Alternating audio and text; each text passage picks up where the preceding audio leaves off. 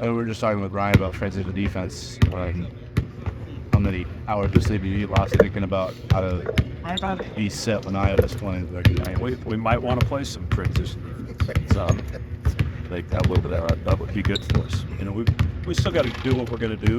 We got to try to establish ourselves on the offensive glass, but once it changes hands, we've got to get back. We've got to get turned around. We've got to get our defense put together. They're one of the best in the country at striking and quicking.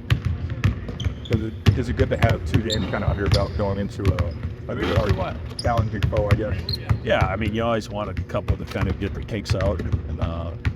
But I was good. It hasn't really mattered. He's turned over that roster many times where continues to have NCAA trying level teams. I don't think this one's any different. Is their pace like yours? Yeah, maybe faster. They shoot it quicker than us.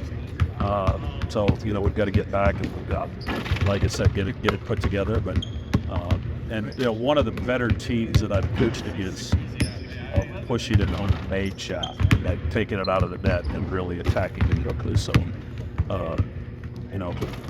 pounding the chest and shooting the guns and blowing kisses, we might have to keep that one on the shelf tomorrow night. We got to get back to play defense. Each year they've had a new guy kind of step into that top spot. Had a really good season. What have you seen from Peyton Sanford so far? Kind of really good. I watched him in high school. And played with Tucker DeVries over there, so I saw him play several times. He's made a significant improvement since that time and has really improved since last season. And he had some great games last season. So they feature him. They put him in a lot of actions where you've got to be ready. Try to take that 3-point shot away. You try to make him do something other than shooting a 3-point shot because he's really good at doing that. It's guys like Trey and Baylor really work on that mid-range thing. It's that kind of a lost art nowadays. Trey's always been good at it. He was pretty good when he got here and was really elevated that part of his game. So while it's not a great shot for some people, it's a pretty good shot for Trey.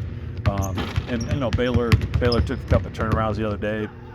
Obviously, he's good at that shot. I'd like to see him attack the rim a little bit more, use his strength, use his size, maybe get to the free throw line. How's Jason coming along in his recovery? I think he goes to the doctor again on Wednesday, and we get the next set of directions after that. But I think it's going as well as it could. We just we really have to check out whether it's healing as quickly as we hope. Thank you. 9 o'clock starts late for some of us. So at least you have some other 8 o'clock starts this year. Is that?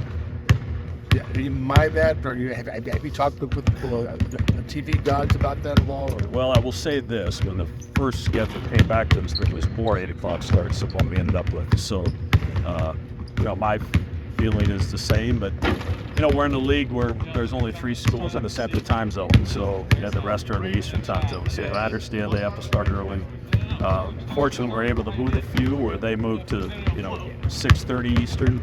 That allowed us to start at 7:30 Central with some of them later in the season. But it's all dictated by TV, and obviously with the Gavitt games, we're the last game of the night. And our fans will be okay. They just, I'm going to take a nap too, so everybody else just needs to do that. Make sure they're awake at 9 o'clock. Small sample size, Mac. What have you liked about what makes him his job so far than always man? Yeah, he's you see that he really understands how to get to the right spot offensively, and understands how to play off those other guys.